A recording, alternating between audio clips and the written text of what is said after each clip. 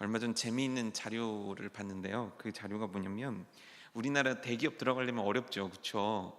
근데 1980년대 대기업 그 원서하고 요즘 그 대학생들이 쓰는 원서를 이렇게 그 비교해 본 거였었어요. 뭐 토익, 뭐 옛날엔 토익 점수가 아예 쓰는 란이 없었더라고요.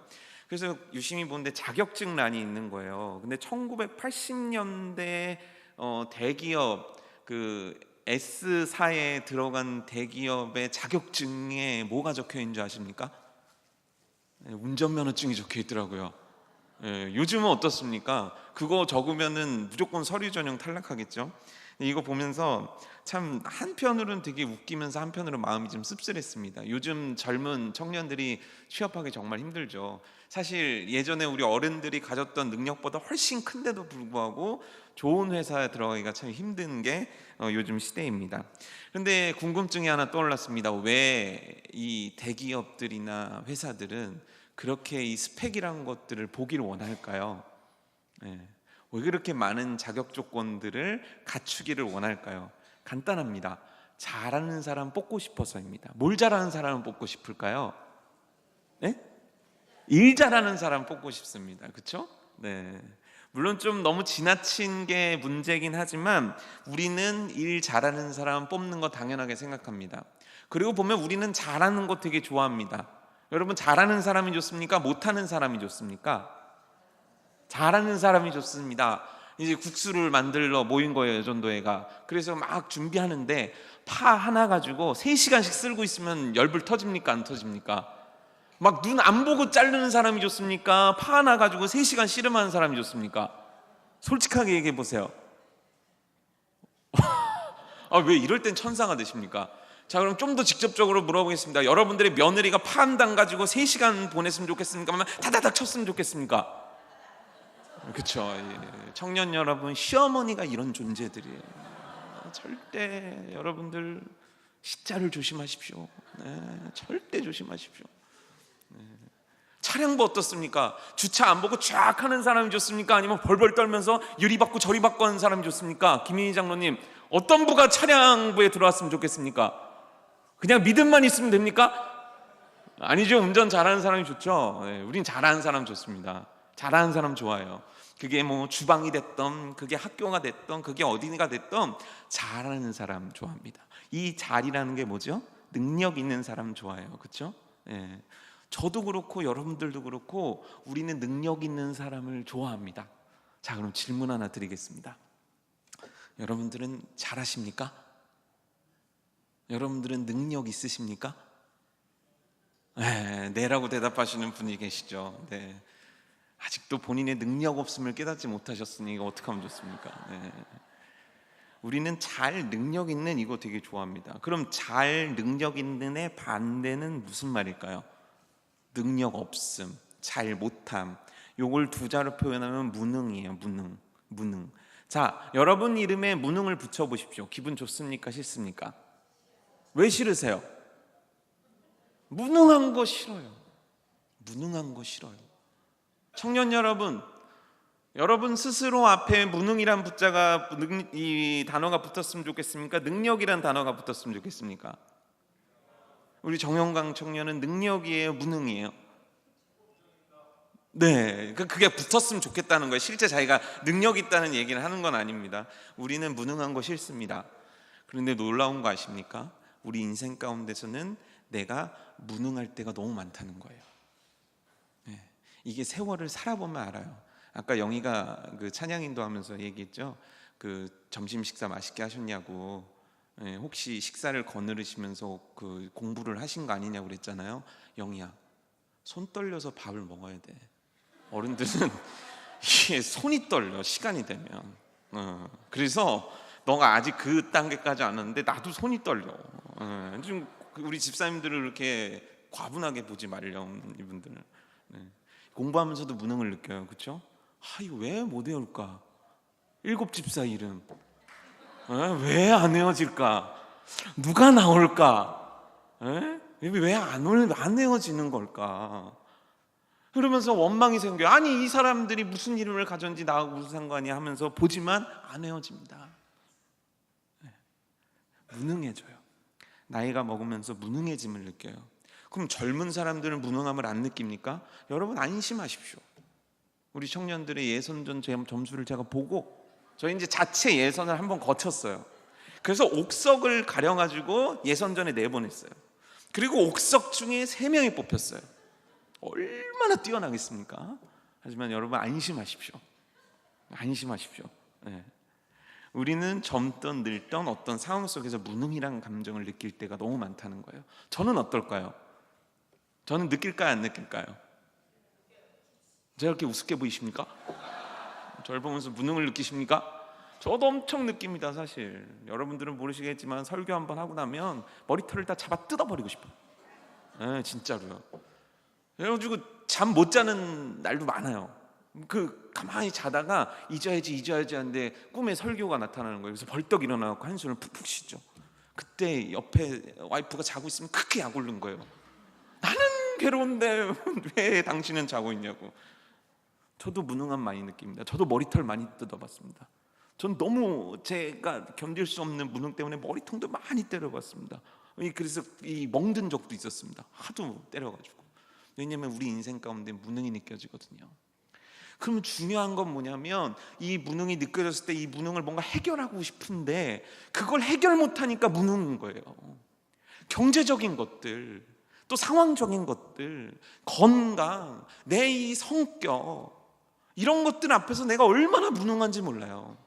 이 목사면 항상 겸손하고 성도님들 보면서 웃고 그러십니까? 막 예전에 배웠을 때는 누가 너한테 침을 뱉어도 감사합니다 이러라고 그러는데, 침은커녕 퇴짜만 나와도 그냥 열불이 솟을 것 같은 나의 인격들, 이런 거 보면서 굉장히 무능함을 느낍니다.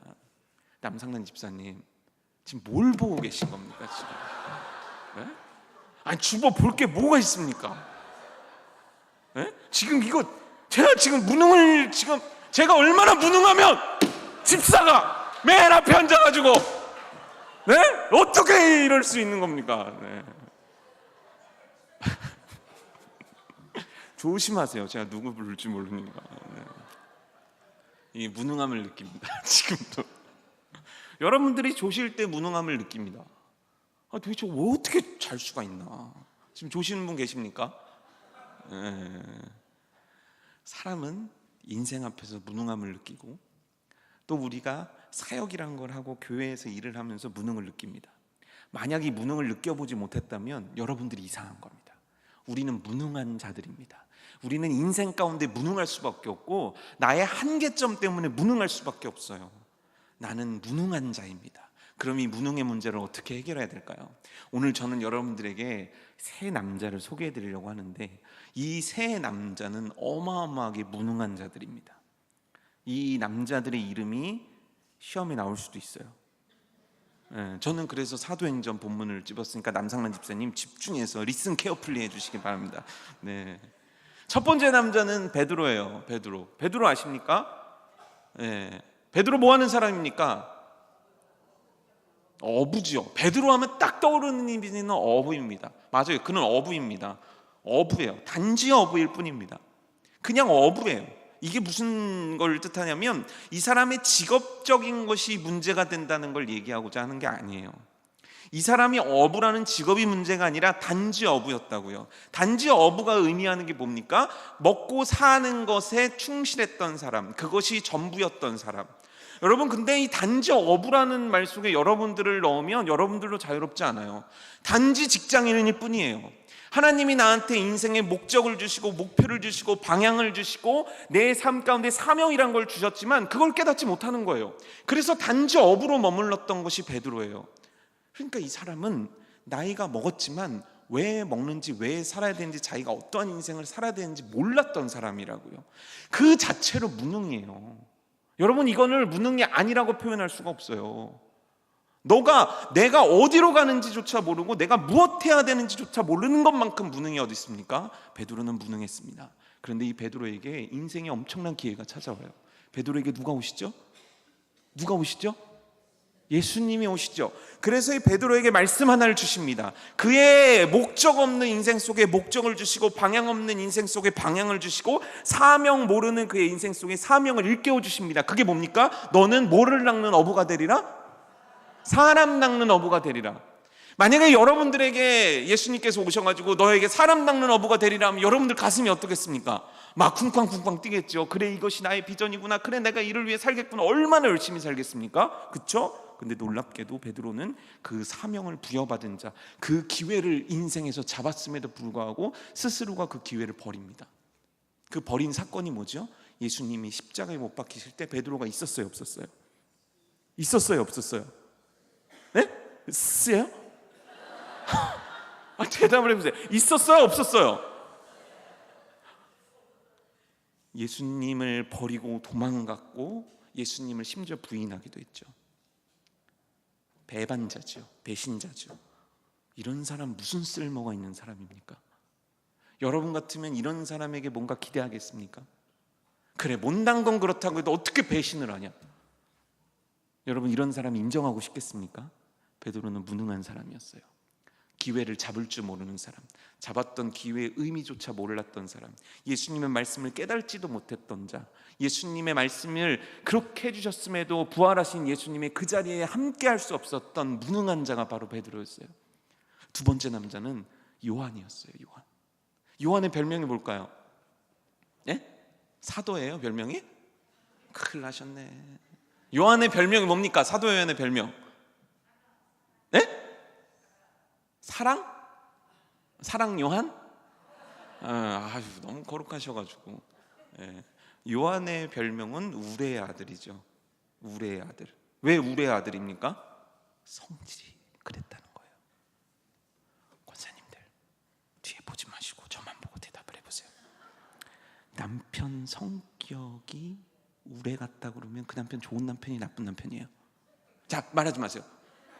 1번 좋다, 2번 나쁘다. 자, 여러분들의 진짜 그렇다는 게 아니니까 감정이입하지 마시고, 남편이 성격이 우레 같대요. 이걸 좀 청년 예배였었으면 거친 어른어로 표현했을 텐데 이걸 어떻게 표현해야 될지 모르겠네. 막 다혈질에 막 끌어오르는 성격이에요. 막 택시를 탔는데 잘못 길을 가면 이 양반아, 지금 택시를 왜 이딴 길로 가? 막 이런 남자예요. 식당 가가지고 머리카락 나오면 상을 엎어버리는 그런 막 그런 다혈질의 남자가 좋습니다. 그런 남자하고 그런 남자가 좋으면 1번, 싫으면 2번. 시작. 예, 뭐예요? 예? 혹시 그런 남자분과 살고 계신 권사님들 들었단 난리 나죠. 이 우레 아들 예수님이 붙여준 별명이에요. 얼마나 성격이 그랬으면. 여러분, 성격 이런 남자가 편안하게 살았겠습니까? 예? 편안하게 살았겠어요, 못 살았겠어요? 예? 근데 궁금한 게 있어요. 왜 대답들 안 하시면 계속 이러고 계시죠? 지금 뭘 보고 계신 겁니까? 예. 성경책을 접으라고 그럴 수도 없고. 청년들 보세요. 지금 보질 않아요. 이미 공부가 끝났어요. 공부가 끝났어요. 그러니까 더 이상 볼 필요가 없어요. 불안하네. 성경책을 이렇게 세워놓으시는 거죠. 그러니까 이렇게도 볼 수 있는데, 여러분 다 보입니다, 여기서. 그런 요한이 예수님 만났단 말이에요. 예수님을 만났단 말이에요. 그럼 요한 어떻게 살아야 됩니까? 본인 성격 버리고 예수님 온전히 쫓아야 되죠.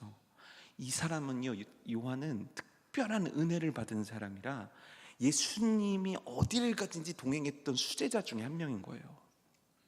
그러니까 어마어마한 특혜를 인생에 받은 거예요. 그 우레와 같던 자, 성격이 그와 그 모양 같았던 사람이었는데 그를 예수님께서 거두시고 수제자로 삼으셔서 항상 데리고 다녔어요. 그럼 제대로 살아야죠. 그럼 좀 잘 살아야죠. 근데 이 사람 예수님 배신했습니까? 안 배신했습니까? 예수님 두고 도망갔습니까? 안 도망갔습니까? 안 도망갔습니까? 도망갔습니까? 안 도망갔습니까? 도망갔습니까? 안 도망갔습니까? 도망친 거예요. 이 사람 유능한 사람입니까? 무능한 사람입니까? 과연 사도 요한, 사도가 되기 전에 우레의 아들, 예수님께서 은혜 베푸셨지만 그 예수님의 은혜의 자리에 져버리고 본래 자기 인생으로 너무 빨리 돌아갔던 자, 예수님 그 마지막 자리를 함께하지 못했던 배반한 제자, 무능한 사람입니다. 근데 여기에 무능의 패키지인 한 사람이 나타나요. 이 사람을 성경에서는 이렇게 표현합니다. 태어나면서부터 걷지 못한 자다. 내 자로면 뭘까요? 에? 안진뱅이에요. 안진뱅이. 일어나 본 적이 없는 사람. 이게 무슨 뜻이에요? 걷지 못하는 사람. 그래서 이 사람의 직업이 뭐였을까요? 예? 거지, 구걸하던 사람. 그래서 항상 성전 미문 앞에 사람들이 내려놓으면 그 사람이 앞에서 뭐 하고 있었을까요? 한 푼 주세요, 한 푼 주세요 했었던 사람이에요. 그러다가 동전 하나 받으면 행복해하고 동전 못 받으면 굶고 그렇게 살았던 사람이에요. 자, 이 사람은 무능입니까, 유능입니까? 이 사람은 무능입니까, 유능입니까? 무능하죠. 너무너무 무능하죠. 걷지도 못해요. 직업은 거지예요. 이 사람은 완벽한 무능이에요. 자, 그러면 이 사람한테 여러분들은 무슨 기대를 할 수 있겠습니까? 맨날 구걸하던 사람한테 여러분들이 할 수 있는 기대가 뭐겠습니까? 아니, 반대로 생각해봐요. 이 안진뱅이가 인생 가운데 할 수 있는 기대가 뭐였겠습니까? 청년 여러분, 예? 보세요. 지난주에 이 본문을 전했는데 저들은 입을 꾹 다물고 있는 거예요. 이미 참 진짜 진짜 저것들을 어떻게 하면, 내가 저것들 데리고 라오스를 간다고 해서 미쳐가지고 내가 속 답답하지. 그렇죠? 그 사람이 바랐던 건 금덩어리죠. 금덩어리. 그렇죠? 돈이나 좀 받았으면 좋겠죠. 철저하게 무능한 사람들이요. 이 세 사람이 모이면 무슨 일을 만들 수 있겠습니까? 뭘 할 수 있을까요? 어떤 일을 이룰 수 있을까요? 그들을 보면서 누가 기대할 수 있을까요? 그들을 보면서 어떤 꿈을 꿀 수 있을까요? 무엇을 발견할 수 있을까요? 아무것도 없어요. 여러분, 무능한 사람한테 기대할 수 있는 건 없습니다. 무능한 인생 가운데 맺힐 수 있는 열매는 없어요. 무능은 무능을 낳아요. 무능은 실패를 낳고 무능은 좌절을 낳을 뿐이에요. 이 세 사람은 인생에서 만들 수 있는 것들이 그런 것밖에 없었다고요. 근데 이 세 사람이 모여서 어마어마한 역사를 이루는 게 오늘 본문의 스토리인 거예요. 그날도 평상시와 같이 베드로와 요한이 기도하러 가는 거예요. 근데 문 안에 누가 있었을까요? 네? 문에 누가 있었을까요? 문 앞에 항상 있던 사람 누구예요? 안진뱅이가 있었던 거예요. 근데 지나가다가 그날 성령의 인도하심을 따라서 물어보죠. 말하죠. 뭐라고 얘기합니까? 네? 뭐라고 얘기합니까? 베드로와 요한이 뭐라고 얘기합니까? 내게 뭐가 없다고 그래요? 그렇지만 내가 내게 있는 것으로 내게 주노니 뭐라고 그래요? 곧 누구의 이름? 땡땡땡. 틀렸어요. 무슨 예수 그리스도의 이름입니까? 자, 김은경 지사님 얘기해 보세요. 네? 크게 큰 목소리로. 네? 나사렛 예수의 이름으로 일어나 걸어라. 그랬더니 어떻게 돼요? 이 남자가 일어나요. 땡땡땡땡. 틀렸어요. 손을 잡고 어떻게 하죠? 일으켜서 어디에 힘을 얻고, 그리고 걷기도 하고 뛰기도 하며 성전에서 뭐 했습니까? 하나님을 찬양했죠. 그렇죠? 사람들이 이걸 봤어요. 몰려들기 시작하는 거예요. 왜냐하면 이 안진뱅이를 몰랐던 사람은 없거든요. 항상 그 성전 미문 앞에 앉았던 자니까. 그거를 봤는데 그 사람이 뛰어다니는 걸 보고 사람들이 몰렸어요. 그리고 성령께서 역사하셔서 이 사도들의 입을 열어 복음을 전하게 하신 거예요. 그랬더니 어떤 역사가 일어났습니까? 몇 명? 네? 또 누가 3,000명이에요. 큰일 났네요. 몇 명? 오늘 몇 명? 땡! 남자만 5,000명. 남자만. 실제로 오병이어 보세요. 앞에 그냥 5,000명이라고 나와요? 남자 5,000명이라고 나와요? 오병이어 기적에서 남자 5,000명으로 나와요? 남자라는 글자를 앞에 붙인 매우 이례적인 표현이에요. 왜냐하면 유대인들은 숫자 셀 때, 카운트를 할 때 남자만 세요. 근데 여기 남자만 5,000명이라는 건 뭐예요? 도대체 무슨 얘기를 이 저자가 하고 싶었던 걸까요? 더 많다. 어마어마했다. 내가 세봤는데 남자만 5,000명이었고 그 외에 어마어마한 사람들이 그날 예수님을 믿었다, 그날 복음을 들었다, 그날 그냥 모였다가 아니에요. 여러분, 회중에 5,000명, 10,000명, 20,000명 모이면 대단한 거예요. 근데 모였다는 게 아니라 그들이 믿었다, 그들이 그리스도인 됐다라는 것을 쓰고 있는 거예요. 누굴 통해서? 이 무능한 세 사람을 통해서. 도대체 무슨 일이 있었던 겁니까? 어떻게 이들은, 이 무능한 자들이 이와 같은 기독교 역사에 유례가 없는 사건들을 만들어낼 수 있었던 겁니까? 하나님의 말씀 그대로죠. 성령이 너희에게 임하시면 뭐를 받습니까? 권능을 받고, 성령께서 이들을 사로잡고 성령께서 임재하시자 이들이 변화한 거예요. 변했어요. 근데 오늘 이 4장 본문을 쭉 읽어보시면 그 변했다는 것을 자기들 입으로 이야기하지 않아요. 그들을 박해했던 유대인들이 그것들에 대해서 자연스럽게 얘기해줘요. 과연 무엇이 변했을까요? 우리 17절 18절 한번 읽어볼까요? 17절 18절, 4장 17절 18절 시작.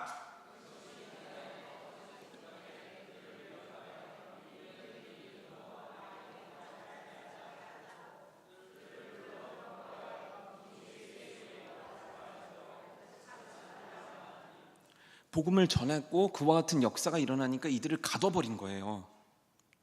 그런데 이들을 풀어주면서 이게 뭐예요? 친절한 말이에요? 협박이에요? 공갈이에요? 협박과 공갈이죠. 너희는 전하지 마. 너희 진짜 한 번만 더 전하면 그냥 가만 안 둬. 너희 진짜 죽는다. 이렇게 얘기를 한 거예요. 그러면 이 베드로와 요한은 어떻게 대답해야 됩니까? 이 상황에 대해서.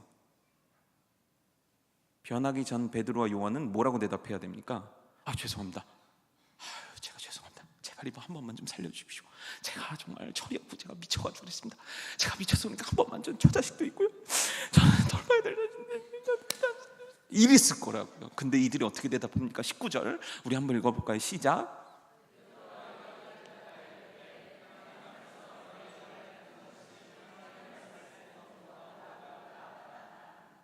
이게 무슨 얘기예요? 할 건데?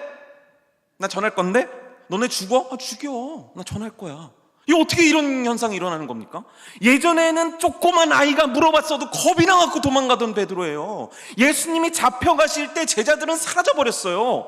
근데 이 제자들이 지금 예수님을 잡아들이고 예수님을 핍박했던 그 유대인들 앞에서 이야기하는 거예요. 난 겁나지 않는다. 왜 니네들이 뭐라고 그래? 난 내 할 말 할 거야. 난 복음 전할 거야. 어떻게 이걸 안 전하냐?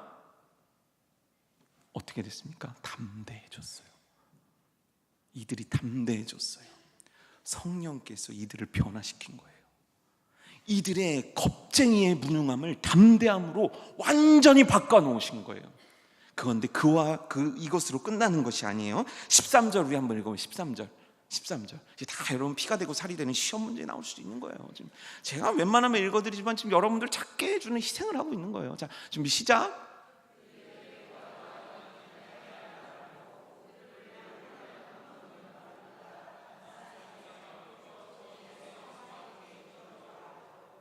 이들에 대해서 알았어요? 몰랐어요? 유대인들이 이들이 어떤 존재인지 알았어요? 몰랐어요?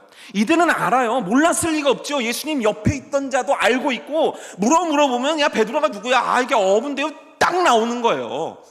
근데 그들이 평범하고 보잘것없는 인간인들 줄 알았는데 말씀을 전하고 이들이 느낀 감정이 뭐예요? 그들은 능력 있구나. 그들은 유능하구나.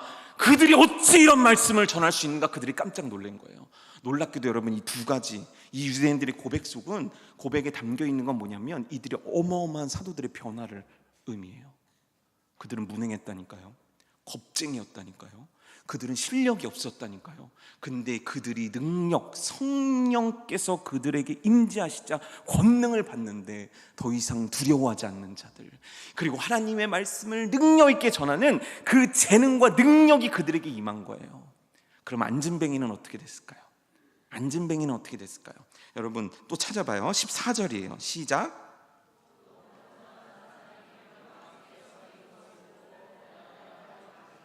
안진뱅이가 누구 옆에 서 있었어요? 안진뱅이가 누구와 같이 있었던 거예요? 사도들하고 있었던 거예요. 그러니까 유대인들이 진짜 왜 이러는 거예요? 왜? 거기 누가 있어요? 안진뱅이가 어떻게 돼 있어요? 앉아 있어요? 일어나 있어요? 걸어요? 끌려다녀요? 뛰어요? 기어다녀요? 할 말이 없어진 거예요. 하나님께서 안진뱅이라는 자리를 이렇게 쓰고 계신 거예요. 16절 한번 볼까요? 16절 또 읽어보세요. 시작.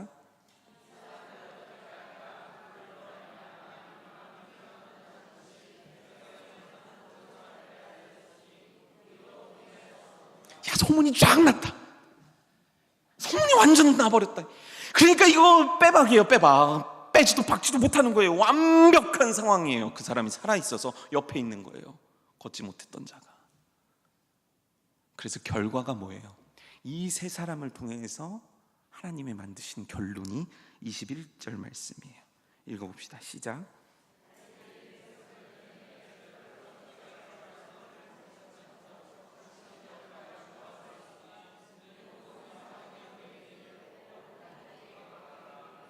모든 사람들이 그 일을 보고 어떻게 돼요? 누구에게? 무엇을? 영광 돌리는 패배자, 무능자, 인생의 가능성 하나 없던 세 사람이 성령의 임재를 경험하고 성령의 권능을 받고 이들을 통해서 성령께서 만들어낸 스토리예요. 왜 이게 성경에 기록되어 있을까요? 옛날에 이런 일이 있었더라고 이 얘기하려고 하는 겁니까? 아니면 이 성령의 역사가 지금도 계속된다는 걸 이야기하고 싶어서 얘기했습니까? 그때 성령님은 뭔가 스페셜했고 지금 성령님은 뭔가 아닙니까? 대답해 보십시오. 그때 성령님은 엄청났는데 지금 성령님은 엄청나지 않은 겁니까? 아니면 동일하신 분입니까? 동일하신 분입니다. 그러면 그와 같은 역사가 지금에도 일어나는 겁니까? 안 일어나는 겁니까? 확실합니까? 그럼 여러분들의 무능력함이 문제가 되어야 됩니까? 안 되어야 됩니까? 내가 무능력하다고 하나님께 쓰임받지 못하는 인생이 되는 게 말이 되는 겁니까? 내가 무능하다고 주를 위해서 하는 어떤 것도 할 수 없습니다라고 얘기하는 게 맞는 겁니까? 틀린 겁니까? 성령께서 내 안에 계시고 그 성령의 권능이 내게 임하면 나의 무능했던 것들이 능력 있게 변한다. 이 성경이 오늘 여러분들에게 말씀해 주고 있는 겁니다. 믿으십니까? 믿으십니까? 하지만 놀랍게 여러분들은 믿지 않습니다. 왠지 아십니까? 우리는 내 무능을 더 의지하고 있기 때문입니다. 내 무능함이 싫은데도 불구하고 나는 이걸 의지해요. 난 무능해. 난 할 수 없어. 난 안 될 것 같아. 근데 말씀은 아니라고 얘기하거든요. 그런 말씀을 잘 차단을 하는 거예요. 그래, 나는 저 말씀에 순종할 수 없어. 나는 사랑할 수 없어. 나는 하나님 뜻대로 따를 수 없어. 그래. 내가 뭘 할 수 있겠어. 그래, 나 같은 인간은 죽어야지. 그냥 나는 이게 더 편해요. 이게 더 편하다니까요. 말씀이 나에게 들려졌을 때 그렇구나. 나의 무능이 문제가 아니구나. 내가 내 무능함에 너무 집중돼 있었구나. 내가 하나님의 능력으로 사로잡혀야겠다. 이러는 사람들이 정말 여러분들인지 생각해 봐야 되는 거예요. 여러분 정말 성령님께서 여러분들을 변화시켜 주셔서 여러분들의 무능의 삶을 능력으로 바꾸실 걸 믿습니까? 그럼 나오십시오. 성령의 역사하시는 자리로 나오시고 말씀의 자리로 나오시고 말씀 붙잡고 순종해 보시고 하나님을 더욱 의지하는 인생을 한번 시작해 보십시오. 청년들이 라오스 가잖아요. 처음에는 간사들하고 모여갖고 이제 몇 명이나 갈까 이제 그게 문제였었어요. 그래서 이제 겸손하게 20명 가면 되지 않겠냐 생각을 했습니다. 그래서 이제 선교사님한테 몇 명쯤 이제 갑니다. 이제 20명쯤 갈 것 같습니다. 그렇게 얘기했어요. 그랬더니 30명이 넘은 거예요. 그래서 선교사님 30명이 넘습니다. 이야기를 했죠. 그러니까 그렇습니까? 그럼 30명이면은 그래 좀 한번 왜냐면 이제 차량 같은 게 문제니까 한번 스타렉스 한 3대면 충분하겠네요. 그래서 네 그랬습니다. 그리고 그 다음 주에 이제 또 연락을 하는데 지금 39명이거든요. 그래서 선교사님 한 40명 갈 것 같습니다. 그러니까 선교사님도 심란한 거예요 지금. 지금 스타렉스 4대 예약했다는 5대로 지금 늘려야 되고 그리고 또 이제 우리 처음 가는 장소는 버스로 또 바꿔야 돼요 지금. 그러니까 선교사님들도 지금 약간 긴장을 하고 계시는 상황이 있는 거예요. 거기다 비행기가 국내선, 저희가 이제 한 지역에만 있는 게 아니라 두 곳을 가니까 국내선을 타고 들어가야 되거든요. 그래서 저는 청년들한테 얘기했죠. 야, 이렇게 선교를 왔는데 좀 파이팅 넘치게 우리 12시간 그 난간 없는 길에서 버스를 타고 가자. 12시간 이제 슬리핑 버스라고 있거든요. 이렇게 시체촌 관에 들어간다는 느낌이 드는 버스인데 그거 타고 12시간을 가는 거예요. 그래서 막 후기를 봤죠. 그랬더니 버스를 탈 때 밥을 준대요. 밥을 먹으라고. 근데 먹을 시간을 안 주고 불을 끈대요. 그래서 달린대요. 도착해 보면 쉬어 있대요. 네, 이제 그런 버스를 타면서 우리 파이팅하고 가자는, 그랬더니 이제 우리 그거걔는 못 가겠다는 거예요. 그래서 이제 비행기를 이제 예약을 하자. 근데 이제 라오스 비행기가 이제 좀 사고가 좀 있는 비행기입니다. 기도 많이 하시기 바랍니다. 특별히 자녀 보내시는 분들 잠이 오십니까? 지금 기도하셔야지. 그 비행기가 52인승인데 지금 우리가 지금 39석을 지금 해서 전세기를 한번 내보자. 다 전세기. 누가 알게 뭐야. 수액 넘치게 그날 다 우리밖에 없는 그런 경험이 또 어디 있습니까? 근데 아마 이 설교가 끝나고 나면 또 늘어날 거예요. 여러분들이 이 숫자에 대한 감각이 없으실 거예요. 청년교회 예배 요즘 한 50명 모여서 예배 드리는데 거기에서 39명이 가는 거예요. 되게 많이 가는 거죠. 엄청 많이 가는 거예요. 저는 궁금했어요. 왜 이렇게 많이 갈까? 그럼 여러분들, 제가 막 안 가면 막 밤에 문자 보내고 막 전화하고 막 가서 멱살 주고 그렇지는 않아요. 그 정도까지는 안 해요. 물론 이제 또 저 나름의 방식대로 우리 청년들을 쪼는 게 있지만 그렇게 제가 하진 않습니다. 근데 말을 했건 말을 안 했건 청년들이 막 이렇게 오는 거예요. 그럼 제 마음속에는 첫 번째 드는 감정은, 죄송하지만 불안해요. 딱 12명이 좋거든요. 12명이 딱 좋아요. 패키지 여행 가면 몇 명 타요? 같이 패키지 기본 인원이 12명이에요. 그러니까 12명 데리고 가면 그렇게 좋아요. 12명 데리고 가면 그 12명 속에 포함된 애들은 제가 무슨 말을 해도 삐지지도 않는 애들이기 때문에 야, 이 바보야 해도 네, 전 바보예요, 이런 애들이기 때문에 되게 편하단 말이에요. 근데 이게 인원이 많아지니까 차도 많아지지. 거기다 선교사님이 말씀하시기를 이게 단체로 움직이게 되면은, 얼마 전에 이제 선교사님이 추방을 당해가지고 이분들도 되게 날이 서 있더라고요. 그러니까 이 의심의 눈초리를 보낸다는 거예요. 그래서 나보고 어떡하냐고 막 그러더라고요. 그러니까 저는 여러분들이 많이 안 가는 게 좋아요. 진짜 진심이에요. 진심이에요. 진심이 안 느껴지죠? 큰일이에요. 그럼에도 불구하고 왜 하나님께서는 이들의 마음을 움직이시고 선교의 자리를 오게 하시는 걸까? 이들이 라오스를 뒤집을까? 뒤집을 것 같아요? 제 속을 안 뒤집으면 다행이죠. 40명이 각양각색으로 뒤집을 거거든요. 도대체 무슨 이유일까? 제가 한 가지 발견했어요. 성령께서는 청년들을 변화시키고 싶은 거예요. 저들은 무능해요. 있고 없고 배우고 안 배우고를 떠나서 저들은 믿음이 무능해요. 순종이 무능해요. 열정이 무능해요.